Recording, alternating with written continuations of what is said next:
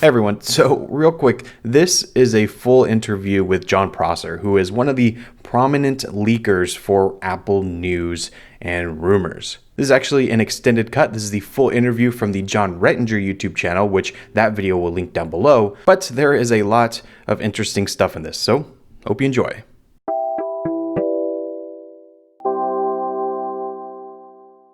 What's going on, John? Hey. I feel like it's been about a week since we did a podcast together. Yeah, I feel like it's only been a couple. So, Jon Prosser from Front Page Tech, you weren't always a leaker. You've been at this game for many years. But how did you go from sort of like reporter tech news to getting into leaks? Like, how did that process come about? Accident. I feel like it was an accident. So I've leaked some Pixel stuff here and there before, which is fine. That's cool. It really started though with Samsung stuff. Like earlier last year, I think when it was for the S20 and S20 Ultra, somebody just reached out to me, a source from T-Mobile, and was like, "Hey, I have prices on this stuff if you wanted it." I was like, "Okay." So they gave me the prices, except it was like the perfect scenario because the prices seemed ridiculous. Like, I knew when I tweeted them, no one would believe me because they just seemed just not like they wouldn't happen because we hadn't seen those sort of prices from Samsung yet. And so I tweeted it, and no one believed it, naturally. Even one of the main, like, top Samsung leakers, Max Weinbach, had replied to my tweet being like, yeah, those aren't the prices. It'll be like $100 to $200 less than that. And then, like, a week later, Max messages me privately, and he's like, "Oh God, your source was right." And so along with those prices, I published the first pictures of the S20 and S20 Ultra. And then the event came on, they went on stage, they announced the prices, and it was the same prices I tweeted. But I saw them on stage, and I was like, man, that is a cool feeling. That, like, we told the future. And that's what started it. I was like, I like this. I want to do more of this. So I just made myself more accessible. I didn't have any goal of which leaks I was going to get. I just said, hey, there's a lot of people watching my show from Page Tech. There's probably a lot of you that work at these companies. If you want to get a hold of me, here's how. And I opened up like a Telegram, a Signal, stuff like that. Opened up my Twitter DMs. And that's what started it. People have been reaching out since then. It just so happened to be really great people, really great contacts. Mainly from Apple. Of course, I get other leaks too, but obviously we put a focus on Apple because if you're getting Apple leaks, why not? So that's where most of the leaks are coming from. So your first leak, let's say that Samsung leak, the first like real big one, how did you vet it to know that it was legitimate? To feel comfortable that you'd put sort of your name and reputation? Yeah. Well, I was sort of that one. Like now, if I have a leak, I try to verify it with like 3 different sources. At the time, I was new to it and didn't have any other sources. That guy was the only person I had. And so instead of vetting the leak, I vetted him as a person. So, it's kind of hard to do that now. Like with the people that come to me with information, I can't demand that they show me who they are. So now it's more about vetting the information. But then for the Samsung leak, I vetted the person and, he proved his position in the company. And so based on his position, I trusted him and his information. And then eventually, like, I think a few days later, I got the same information from a source within Samsung that matched his. So that one was more like I had to vet the person more than the info. I feel like it's almost better to not know names. As somebody who got sued years ago to reveal a source's name, like it's the less you know. Yeah. Like half my sources are named Chocolate or something weird. Are you, so I people might not know this. I went through a lengthy legal battle to get sued to reveal a source a few years ago when I first started out. And it almost bankrupted me and I ended up winning the case. But are you concerned about the legal side of what you're doing? Even if legally you're doing nothing wrong, you're sort of going head to head against companies with very deep pockets. I mean, luckily for me, for us, we live in the US, and freedom of the press is a thing. The only issue that I have fallen into is that, so I'm aware of an investigation that's happening against me internally at Apple. I'm aware of that because I have sources that are part of the investigation that like relay information to me. And of course, Apple's first instinct is to go after my sources and try to figure out who they are, because if they stop the flow of information, it won't even get to me in the first place. And really, their beef and their issue is with the people giving me the information, not necessarily me. But they've attempted to build a case against me by classifying me not as press because I'm just a YouTube person. And so that's what they've been trying to do, is sort of prove that I'm not traditional press, so I don't count. I don't fall under that category. It hasn't been working out as well as just trying to figure out where the sources are. So far, I haven't personally compromised the source or got anybody caught. No one's left me or stopped working with me. We've slowed down here and there, but even that's tricky because you don't want to slow down too fast, because then it's obvious.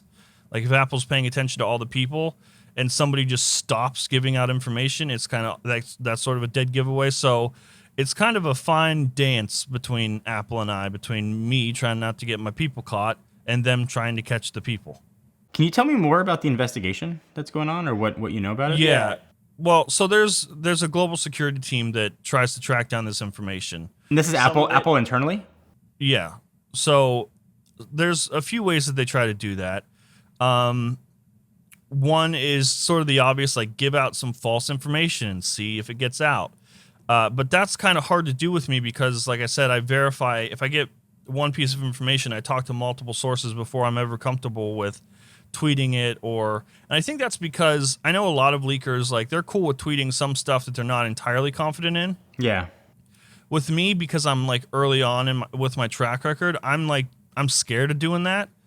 Because I want my track record to be good, and I feel like if I don't have much of a safety net right now. Maybe later on down the line, after I've proven myself more, I'll have more of a safety net to get some stuff wrong. But right now, I just want to make sure I only tweet or report information that I'm entirely confident in, and so trying to feed me wrong information isn't really working. They've done some tricky things where. I know they had given a group of people like a slight raise, and this has happened to multiple divisions, not just like a source with me. One of the plans was to give some people a raise, and then those people were supposed to come to me. None of my sources got a raise. They were supposed to come to me and be like, hey, during the pandemic, I got this. I got a raise. Apple's so good. They're being such a great company. When in reality, it was a slight raise to the people to try to get the information back to me to see if I would report like, hey, Apple's giving out raises. Luckily, I just got that information because it was part of the investigation. But it's just like, it's slight things like that I have to be on the lookout for, that they're actually real sneaky about it. So, and I can't, it's hard to outsmart Apple. So you sort of got to be like on the lookout and be like, okay, yeah, that seems weird for that information to need to get out. And that's probably them trying to, track down sources. So we're at the 10-year anniversary of the iPhone 4, right? Which is, I think, arguably the biggest leak in phone history, right? Left in a bar. I mean, also the best iPhone. Perhaps the best iPhone. And when all of that happens, there were stories coming back, and it's the first time I ever heard about this, of kind of an Apple secret police. That's sort of, there's that internal security force that you mentioned. Yeah. So, I was going to ask, do you think that's something that still exists inside of Apple in the same sense, or has it evolved? Yeah, it totally still exists. I'm not worried about anything like that happening to me because I don't have anything physically. Like, I don't have any physical prototypes. When we were working on the Apple Glass story, we were working with a prototype. And I was trying to make clear that I didn't have it, that I didn't own it, it wasn't in my possession. It's not even near me, but I wanted to make clear to Apple, like even publicly, I don't have it. So they don't even come knocking on the door. I don't have it. And so that's the iPhone 4 scenario was really interesting because there was a transaction made, right? So somebody found it in a bar and sold it to Gizmodo. And so because of that transaction, I think that's what number one, you can't have the prototype in the first place, but there was also a transaction in place that really ruined that guy's life, which is why we have in place that we don't have any sort of transactions. I don't pay for leaks. I don't pay any sources. I've had people ask for money, but we don't do that because, like, especially with Apple wanting to get me, that's a very easy way to get me, a paper trail or me paying for something. So there's absolutely no transactions. I don't pay for leaks or anything like that, which I know a lot of people wonder, like, why do the sources come to you then? What's the motive? And a lot of them are just fans of the show, and they like early information just like the rest of us. And if they can be the ones to give the early information, then it's a bonus to them. And I know a lot of people think that, you know, maybe some employees are just disgruntled employees who are mad at the company, and that's why they want to share information. But actually, most of my sources, if not all of them, are just really excited about what Apple's working on and want to sort of stick up for them in the world of, like, you know, the tech crowd around us being like, Apple doesn't innovate anymore. So a lot of people are just excited about what they're working on and like to share it. How high up do you think this investigation goes? You think it goes all the way up to Tim Cook himself? I mean, I know that Tim knows about me and isn't happy. I mean, you saw Phil Schiller blocked me on Twitter. I've never interacted with Phil Schiller in my life, never tweeted him or anything like that. So he went out of his way to do it. So yeah, they know about me. But it's just like, I don't think it's because of the work I've done necessarily. I think they know about a lot of people, and I think that they pay attention to the press a lot more than everyone else maybe thinks they do. So how do you sort through these leaks and whether or not you think they're believable or not, especially with, you know, them trying to trick you in a company who's like Apple, who's obviously pretty forward thinking with, you know, with this game. They've been involved in it for a while with the leaks. Right. Well, it worries me a lot because when I first started, it was just people trying to trick me because it was just fans that wanted to have a conversation with me, and so they would trick me with information or try to trick me with information. I've gotten like 10 minutes into a conversation before I realized, oh, this person actually doesn't know anything. So it's gone from fans trying to trick me to Apple literally sending people my way to try to trick me. And so, again, that's where verifying that information with multiple sources comes from, to try to be careful that way. There's a lot of stuff that I hear that isn't entirely believable that I don't really report on. I know on Twitter I used to do, and I used to, like, as much as a month ago, I had a scale on Twitter where there were like rolls of toilet paper. It was 1 through 5. And 5 rolls of toilet paper meant that the source that was giving me the information has been 100% reliable. Not that information is absolutely guaranteed, but the source in the past with me has been completely accurate. And I was like, okay, so I'll use this scale to show how confident I am in the source or in the information. But I never really tweeted anything less than those 5 toilet paper roll ratings because I'm worried about giving out information that doesn't come to fruition, or especially early on in my track record. So I'm trying to be careful. So I stopped doing that scale because I just want it to be assumed that by the time I've tweeted it, I've already had the internal struggle of like, okay, is this real? Am I being tricked? We worked on the Apple Glass story for 2 months. And so it's a lot of that. It's a lot. I'm as soon as I release information, I just go crawl in a hole because it was like months of me being paranoid and worried about if it was true information, wrong information, and then how much of it is true. Did we verify it with enough sources? It's weird because on the back end, before the audience sees anything, they're trying to get me. Like Apple's trying to get to me with the information, or people are trying to get to me with wrong information. But then when it's published, the audience is trying to get to me, and journalists are trying to get to me, being like, you know, he's making it all up. It's BS. It's not real. So it's a very interesting dilemma where before it comes out, they're trying to get me. After it comes out, a whole other group of people is trying to get me. So I'm just trying to do, you know, the best work I can right now, and then let the track record speak for itself. I think at this point, it's kind of hard to deny or say that I'm just making it all up. There's still some people that do that. Professional journalists still say that. I think that's kind of silly at this point, though. What's the craziest fake thing someone's ever tried to get you to believe? Someone tried to send me a video of the foldable iPhone. Yeah. Yeah. It was very clear. So what they did was, it was like a horribly lit room, and it was a Galaxy Fold that had like an iOS icon pack or like a theme over it. And it was a very dimly lit room, and at first glance, it looked like an iPhone. Definitely wasn't an iPhone though. And it only took like 30 seconds to be like, okay, yeah, that's not real. But just people come out of nowhere that's like, hey, I have video of the foldable iPhone, and then I ignore it because it's definitely not true. But then they send that message 10 more times, and I'm like, all right, show me the video of the foldable iPhone, and then they do it, and it's not that. Do you think Apple or other companies do this intentionally? Like, do you think that they leak things intentionally? No. Maybe other companies do. Like, I know Samsung is sort of infamous for leaking their own stuff on their own website like a week before an event. I highly doubt that Apple wants it, though, especially with how secretive they are and how much resource they put into global security. Yeah. And the investigations like this. I highly doubt that any leaks I know that's a common thing. It's a nice conspiracy theory, but they don't want leaks to get out. Do you ever worry for your safety? From who? Apple? Yeah. No. Sometimes I worry about, like, I mean, I'm a human and I get paranoid like everybody else. And like those hours right before you fall asleep when you're in your own emotions, you're like, oh my God, I'm going to wake up tomorrow. There's going to be a lawyer at my door serving me. And then it'll just ruin my career. Logically, I know that's not going to happen. But yeah, you worry about stuff legally happening. I don't worry about, like, Steve Jobs coming back from the dead to stab me or anything like that. No. Do you think you'll ever get invited to an Apple event?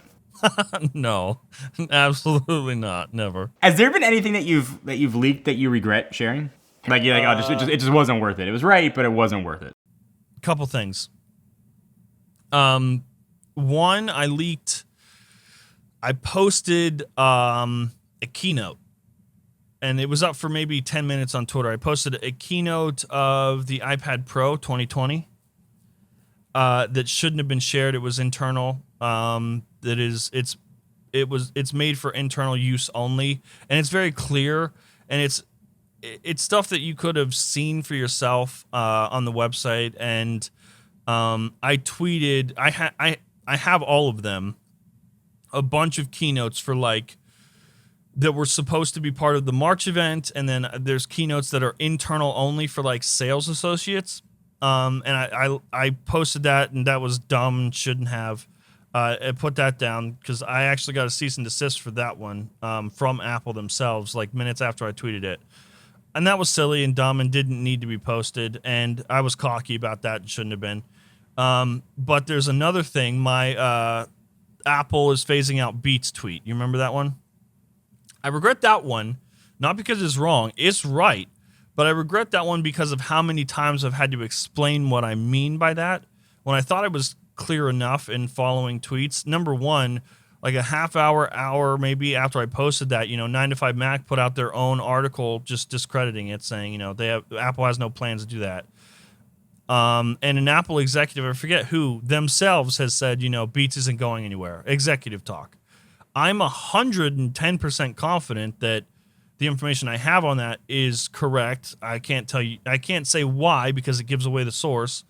But Apple, when Apple bought Beats for $3 billion, and AirPods is a $12 billion business now.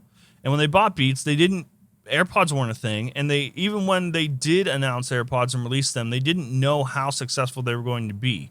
And so, leaning on that AirPods brand is more valuable to Apple than keeping Beats around.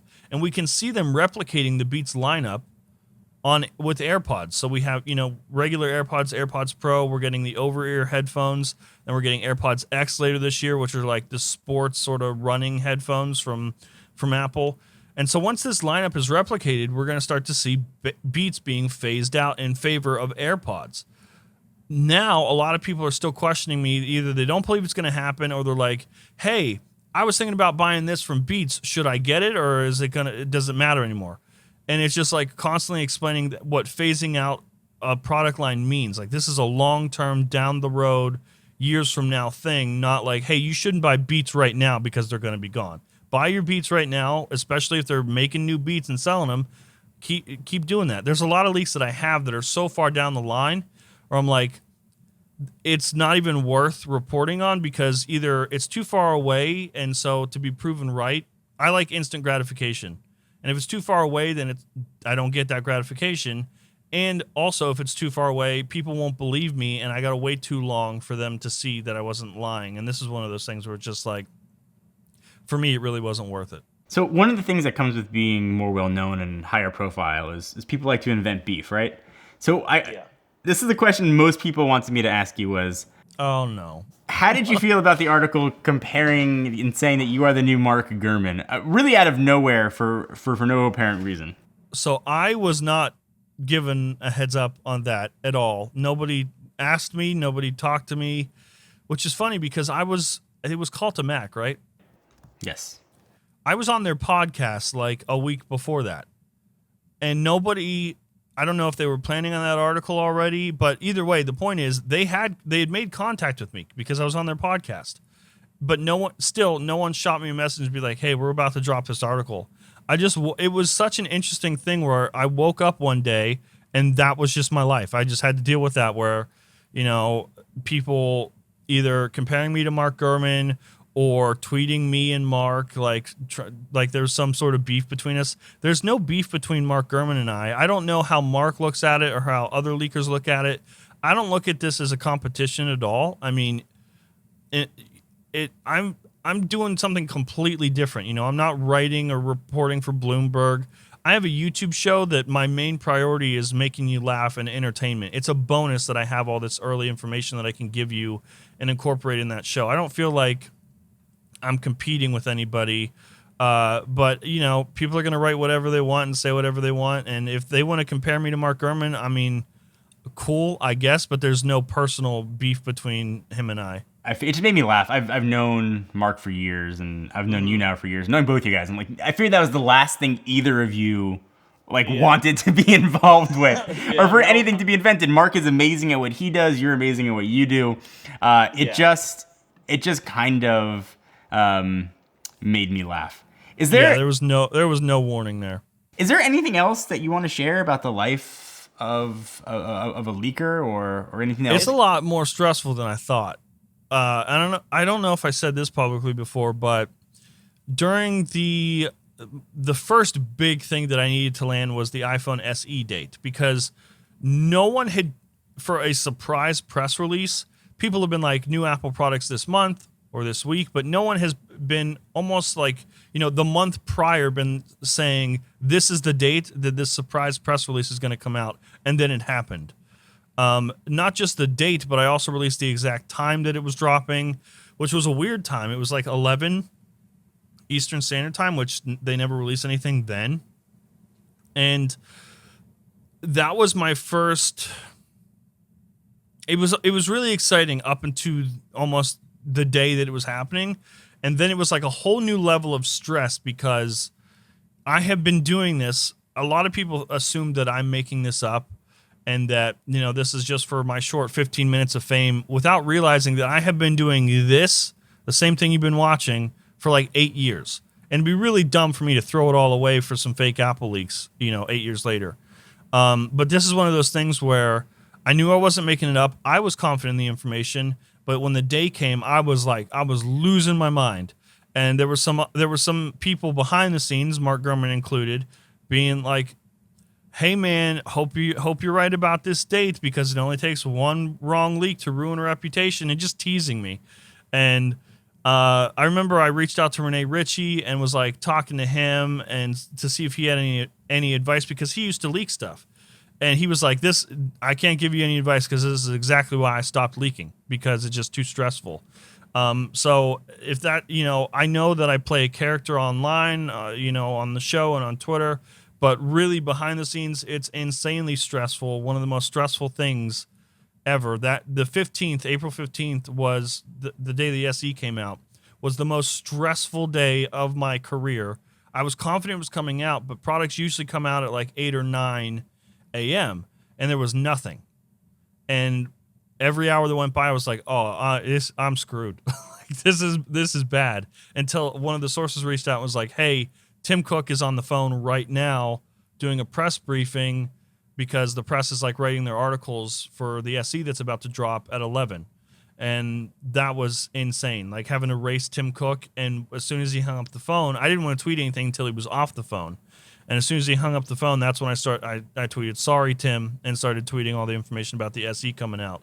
But that was the most stressful day. And it still happens. Like, I haven't posted in 2 weeks because of the pressure that I feel. After we released the Apple Glass story, there was a lot of controversy over that episode. There's just a lot of pressure involved that it almost makes it hard to follow up or come back with another episode pretending like everything's just back to normal. So if there's one thing about this sort of thing that most people don't see, especially from me because I'm playing a character online that seems way more confident and cocky, there's a lot of stress and pressure behind the scenes to protect the sources, but also give people enough information that's believable, and that, at the end of the day, helps my track record when it comes true eventually. So what's the next big thing from Apple? Foldable iPhone. That's the next story I'm working on. Yeah. Really? Yeah. I don't want to take any exclusives, but can you share anything about this? Okay, here's an exclusive. The foldable iPhone isn't foldable. It's two displays. So it's like where the Galaxy Fold, I can't believe I'm just like dropping this. The Galaxy Fold is, it's one display panel that actually folds. The foldable iPhone isn't. So similar to what Microsoft is doing? Like with two displays? Kind of like that, yeah. Is there a time frame, or they're just working on prototypes and when ready? Yeah, just prototyping. I have no idea, the time frame for it, but that was like, I've been sitting on that information for like 3 weeks because I'm just like, no, that doesn't make any sense and no one's going to believe me. But I've heard it from 2 people, but usually, before I report it, I get it from 3 people. But yeah, so a foldable iPhone, I'm sure they're working on one that is, one continuous panel, but at least, maybe the first one is what we're looking at. The prototyping is literally 2 display panels. Do you see this as in the iPad line or in the iPhone line? Oh, internally it's talked about as a foldable iPhone. I don't know the marketing name. We won't know till it's closer to a release or anything being finalized. Yeah, I think it'd be classified as an iPhone. Interesting. And personally, and the question that I got a ton, is Touch ID coming back? I trust Ming-Chi Kuo a lot, and though I haven't heard anything about it, he has reported that there's like a lower cost iPhone coming next year with Touch ID either in the display or in the power button, which would make sense. If it were to come back, I think it would come back as an alternative when a device doesn't have Face ID, because I know they're working on a notchless device for next year, which, putting the pieces together, I don't have any confirmation. This is just speculation. This is not a leak, which is something I've had trouble with, separating a leak from my opinion. It sounds like the SE Plus for next year, where it'll be notchless, but only because there's no Face ID. And so to have biometric security in the device without Face ID, Touch ID would come back to replace it. And it would be a lower cost device, like Ming-Chi Kuo said. So that speculation, along with the leaks of Ming-Chi Kuo saying, lower cost device, Touch ID, no Face ID because no notch, it sounds a lot like what we would expect with an SE Plus next year. Makes sense. And then do you expect Apple, or how far away are we from a flagship iPhone with the facial recognition, the biometrics, and the camera behind the display? So the notchless with the features of the Pro. Is that even possible as far as you know right now? Yeah, it's in the roadmap, but it's something that I'm sure Apple has done already. But you know how they move slowly in the consumer market and has to meet a certain expectation with them. We're going to see the notch for at least the next 3 years, at least. So maybe after that we'll see more discussion about under the display panel, having cameras and Face ID sensors. But at least for the next 3 years, I know a lot of people, especially we had leaks last year about Face ID going up into the bezel or there being no notch. But as far as I know, especially in production right now, for the next 3 years, we're having notches.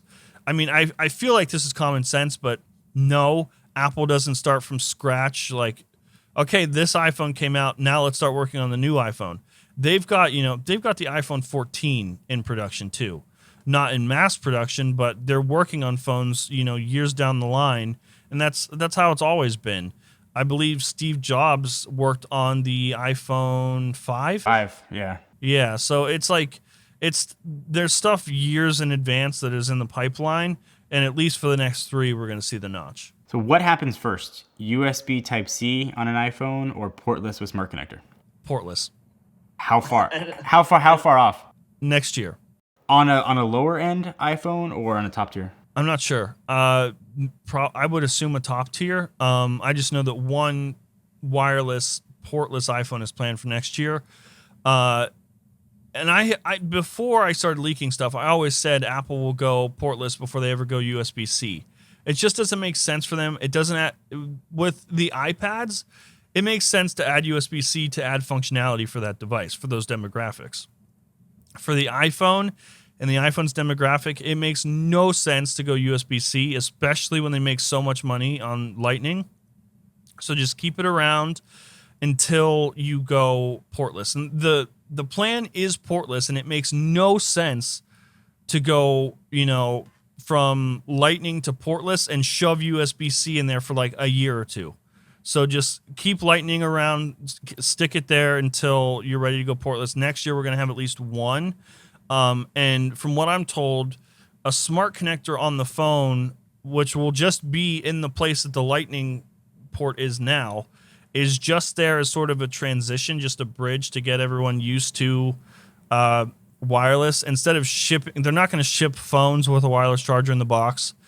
And with their demographic, there would be a bunch of outrage if they just shipped a phone without anything in the box. And we're like, okay, buy a wireless charger. Similar to what they did when they took the headphone jack away, sold AirPods, but like in the meantime, here's some like really crappy Lightning earbuds, sort of like that, where the smart connector, and from what I know right now, the smart connector is not going to add other functionality to the device. It's just going to replace and be like a sort of transitional period into completely portless. John, thank you, man, for taking the time. Oh, of course. Thanks for having me. This was fun. Where can I'll let everybody know where they can find you, but where should people go when they want to get information on the latest things from Apple and from everything Jon Prosser? Oh, you can just find me on Twitter, Jon Prosser. You could Google me and find my Twitter, and the YouTube channel, Front Page Tech, is my tech news show, and that's it. Thank you, man. There. Thank you, man. Thanks for having me, dude.